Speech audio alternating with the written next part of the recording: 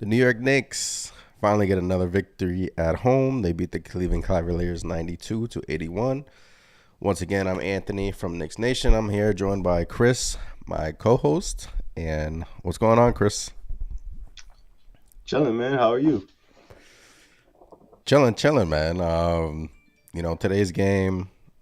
Sorry about that. My phone just went off. Today's game was either you could have been on two sides, right? You could have either wanted the Knicks to win and get back on the winning track. It's still a young season.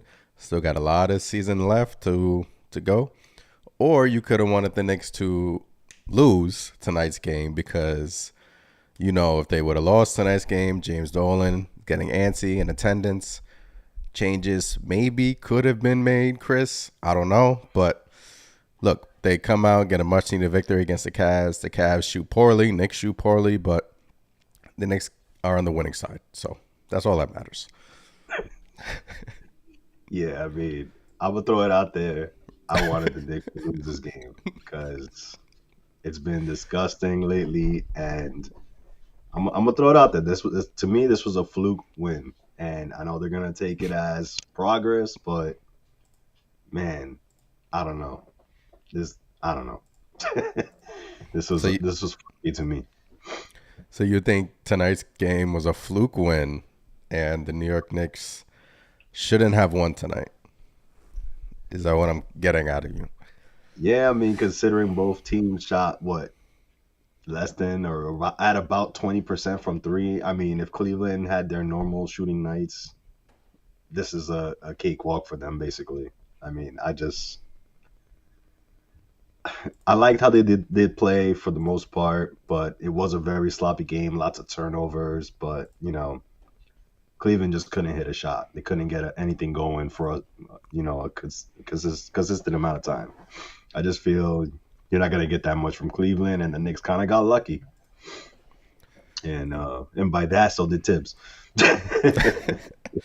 Yeah, Tom Thibodeau lives to see another day for now. Buzzer beater in the chat. Always appreciate you supporting. I haven't seen that much walking since the March on Selma.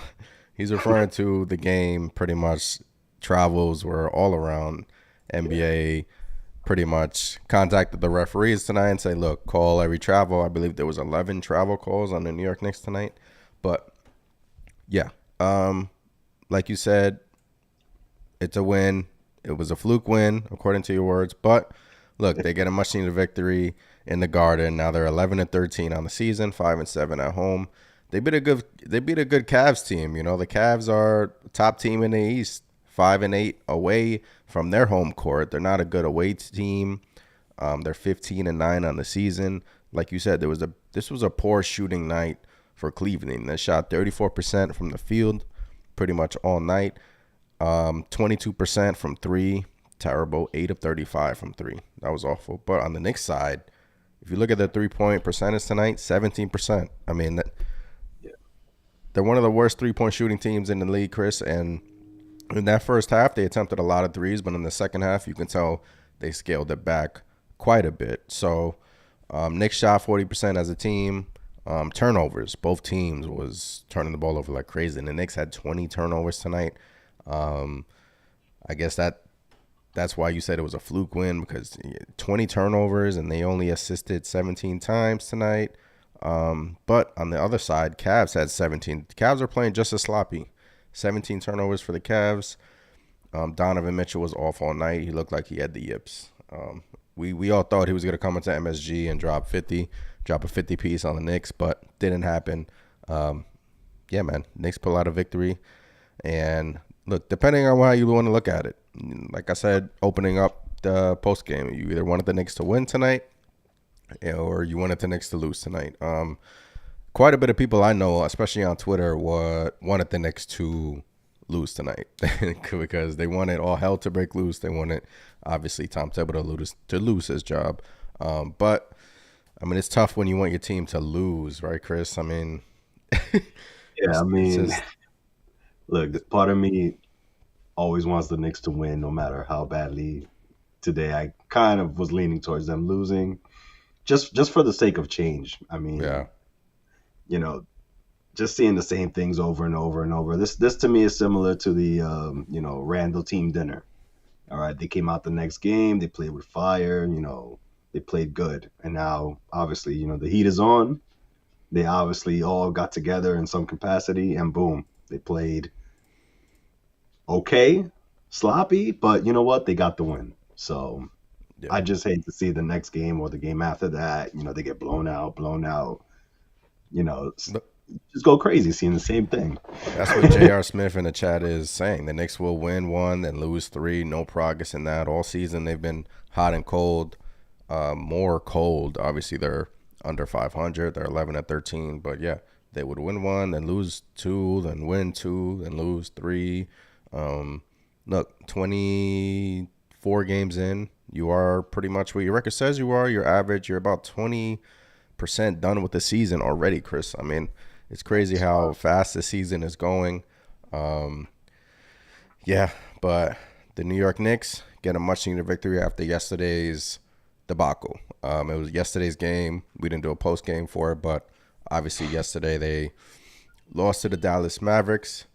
It was a back-to-back game. Dallas, Tim Hardaway Jr. pretty much blew them out in terms of threes. And look, yesterday was a bad game, but the Knicks responded tonight with the victory. And a couple of things I wanted to point out tonight, though. The rotations.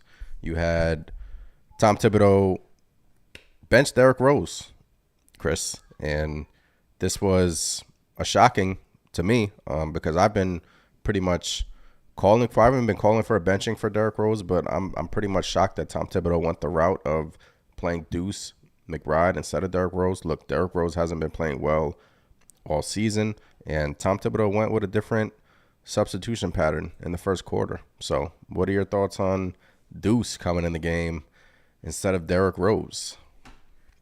I mean, I like it. I like it. Yeah. I mean, you want Deuce out there for his defense, and I think he made Garland's night tougher, than you could say Rose would at this point in time. But to me, that's kind of telling. It shows me that Tibbs has to be feeling the heat to a point, because for him to do that, he's not somebody who usually,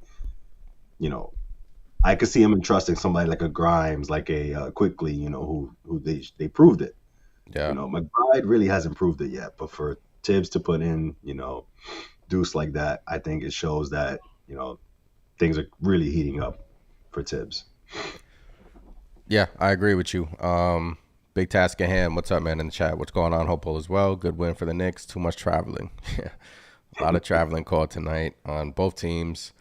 The Knicks, like I said, had over 10 traveling calls tonight. But, yeah, the substitution with benching. Look, there was a rumor that came out, I think, yesterday or 2 days ago. Derrick Rose possibly could be on the way out to Dallas, actually. The Dallas Mavericks are interested in Derrick Rose, and I think he'll be a cool fit in Dallas, but depending on what the Knicks get in return.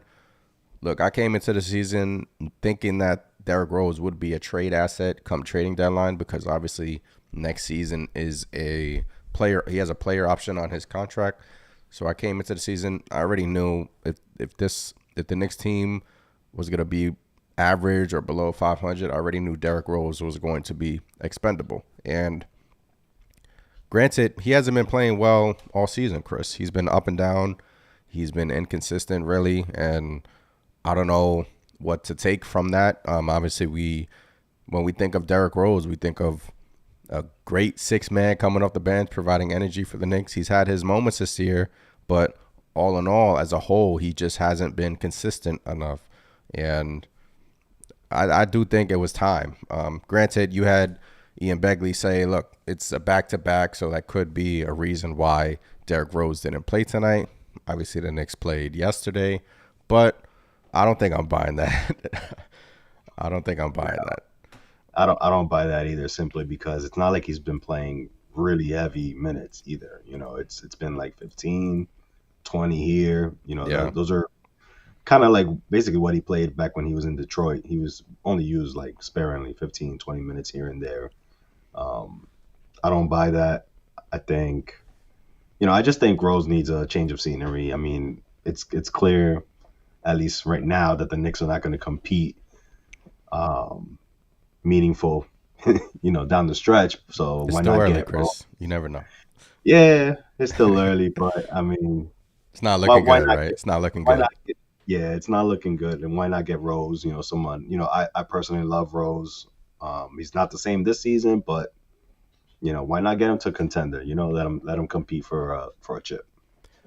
Yeah, why not? And depending on what you'll get in return for Rose, possibly second round pick, maybe an expiry deal in return. But like I said, interesting that Thibodeau made that switch. It could be the back to back thing, but like I said, I don't think I'm buying that because Rose, I believe, don't quote me on this, I believe he has played a back to back this season, but you never know. Knicks made the switch. Deuce was playing well on defense, didn't make a shot tonight. But the other guy I wanted to get to, Chris, his name is Cam Reddish. He played limited minutes yesterday. Tonight, did not even get in the game. Look, Cam Reddish has been up and down from the majority of the season.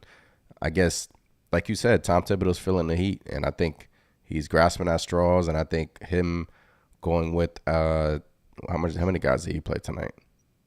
10 guys. He went with a 10 man rotation. No, 9 guys. Nine So man. yeah, going to the back to that 9 man rotation, and Cam Reddish and Derrick Rose are out of the rotation for the foreseeable future. I mean, Cam Reddish has had his sparks this year, has had his opportunity, and I don't think he got the fair shake. Honestly, he was in that starting lineup, was playing really well, then got hurt, and it just happened that when he got hurt, Grimes came back, took his starting job. So now Cam Reddish is out the rotation. So I mean, I don't know really what to make of it. I guess you could say Cam Reddish is also expendable, but obviously that's going to upset some Knicks fans because they want to see Cam Reddish play.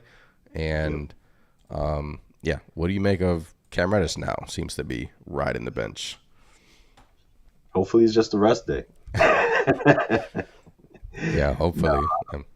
I think you nailed it. I think he got hurt, and then Grimes was just ready to come back, and Grimes gives you that tough defense. Disruptor on defense, can obviously hit the shot once he gets rolling in that area, but um, it's tough. It's tough. I hope personally, Reddish is still part of this plan. You know, I love his potential. He's Yeah. he's just, he's just an athlete, man. And it'll be a shame if they traded him away, but who knows? Who knows what's gonna happen? I mean, this is where this team is at, middle of the road. What do you do? Yeah. And if you're Leon Rose as a GM, we've been saying it for majority of the season. You have some tough decisions to make.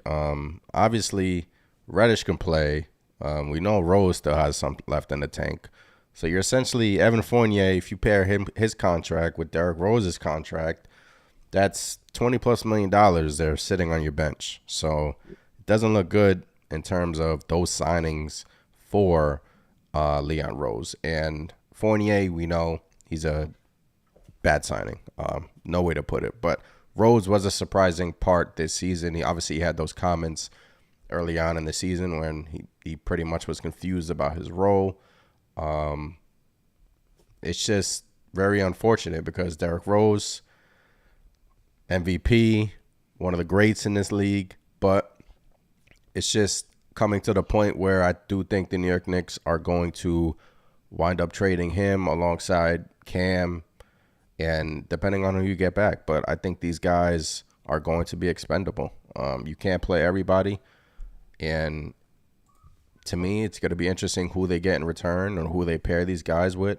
But look, you got to do what you got to do as a GM in this league. You got to make those tough decisions. And I just don't know what trade is out there, or it just stinks for Cam because he was playing so well and then he built up all this confidence. And then, look, he's been up and down, but this is how these young guys can't gain confidence and can't become sustainable contributors because they don't play, Yeah, I especially mean, on the Knicks.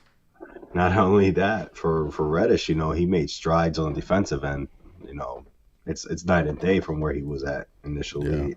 And, it's a shame. It's a shame if he's out of the rotation like that. And yeah, unfortunately, we got a lot of log jams up and down this roster. So Yeah. you Buzzer know, beater in the chat. Reddish is too inconsistent.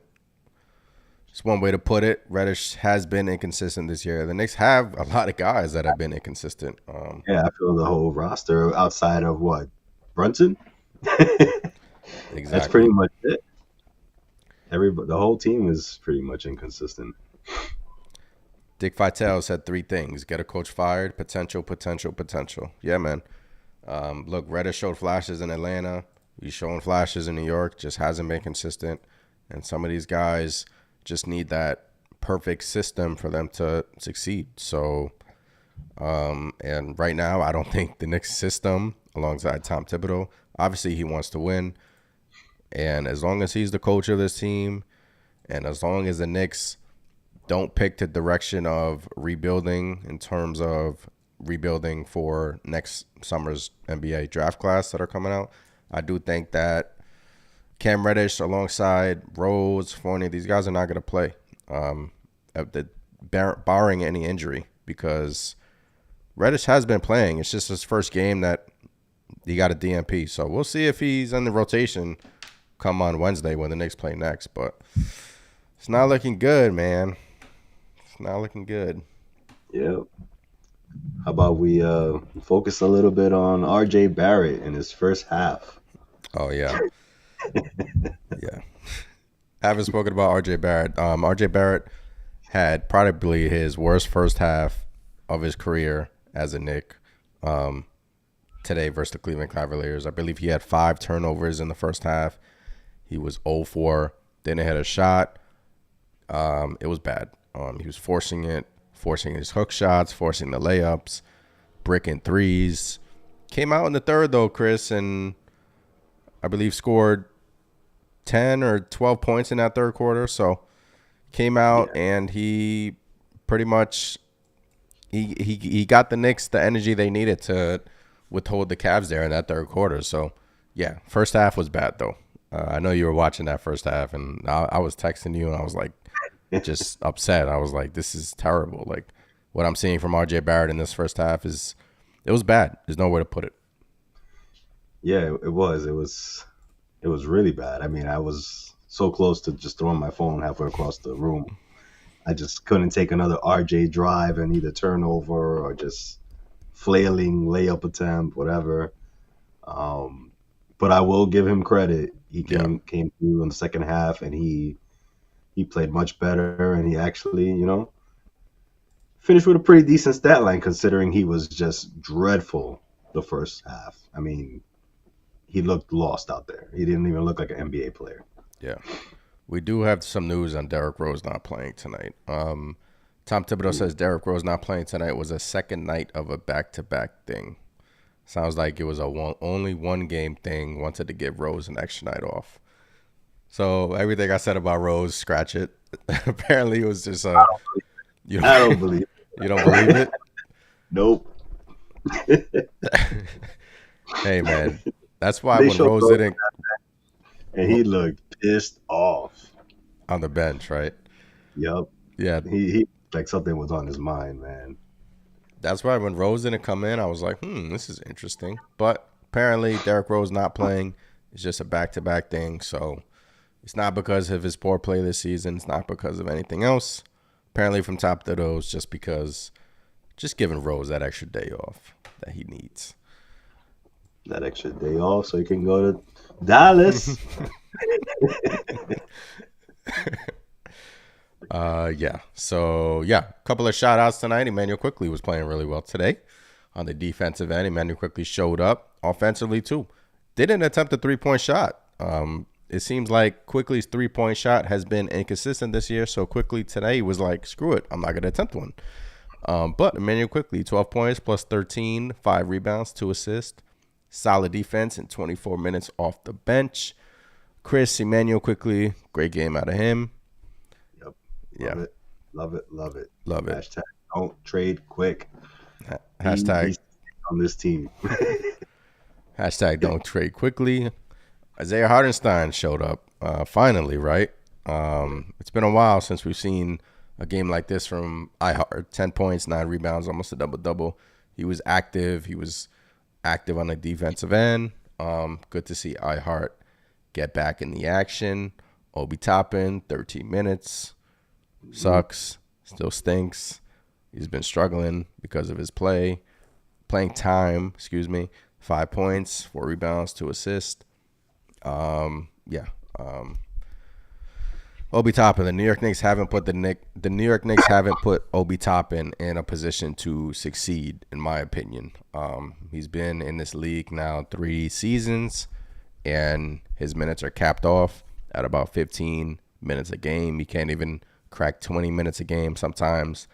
But my opinion, Chris, the Knicks haven't put Obi Toppin in positions to succeed. The system doesn't work in terms of helping him out offensively, and it just stinks because, look, he's not getting any younger. Came in this league already pretty old for a rookie. So, look, I just don't want to see this guy off the bench, rotting off the bench, and we'll never know his true potential. He'll probably go somewhere else and blow up. Yeah, and that's kind of my fear because I love Obi Toppin, and I was so excited when the Knicks got him because he was projected to be a top 4 Something like player that. In the lottery. Yeah, he fell to us, so Yeah. I was ecstatic. And I mean that's one of the reasons why personally I think a coaching change would be great. Get somebody more modern who could take advantage of these younger guys, their skill sets. I mean, if you look at some of Obi's, college tape, he's a whole different player in college. I mean, I think there was a clip that I saw recently circulating around the internet. Obi taking a couple of jab steps from a 3 and literally, shooting a 3 over a defender and turning his back like he's Steph Curry. And that thing was splash. I mean, Yeah. that's the kind of confidence I want to see Obi playing with, Yeah. But here on the Knicks, he's constantly, he's either passing the ball as soon as he gets it. They don't let him try to create. They don't let him try to get off the dribble. And it's almost like he's playing scared, The second he makes a mistake, it's like he gets the hook. Yeah.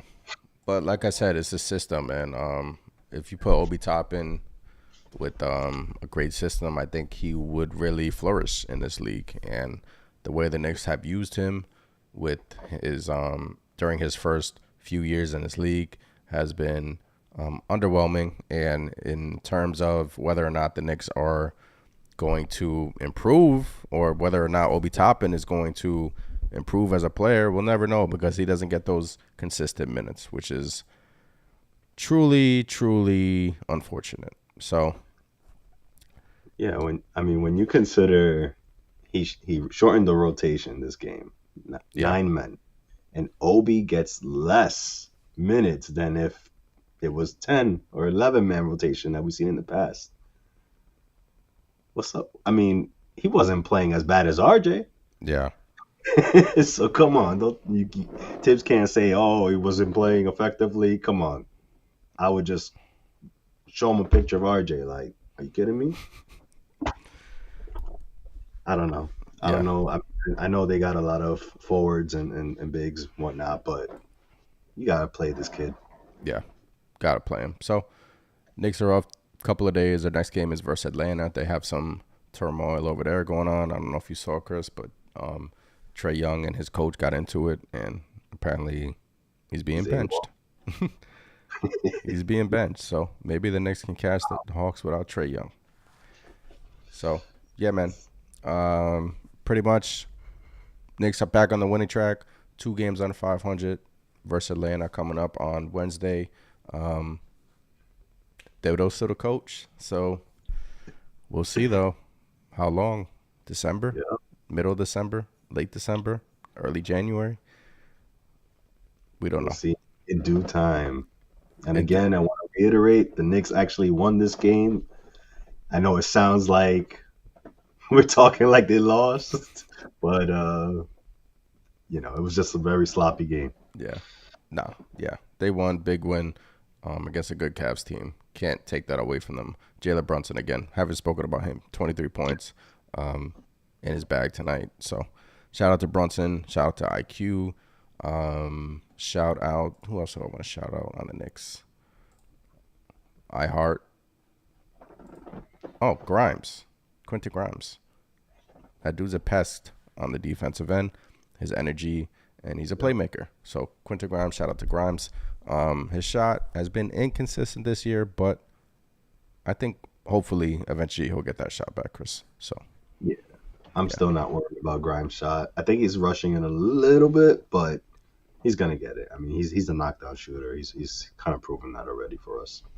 yeah, he'll get it. But yeah, man, we'll be back on Wednesday. Knicks get a big win versus the Hawks on Wednesday. So we'll see if they can build momentum into that game. But yeah, once again, I'm Anthony. That is Chris. Appreciate you guys for watching. If you haven't done so already, hit that subscribe button on YouTube. Like the video. If you're on Apple, Spotify, appreciate you guys as well. But yeah, we're gonna get out of here. Good win for the Knicks. Didn't lose, no drama. That's all we want. So yeah, man. Peace. Have a good night, and talk to you on Wednesday. Let's go Knicks. Let's go, Knicks.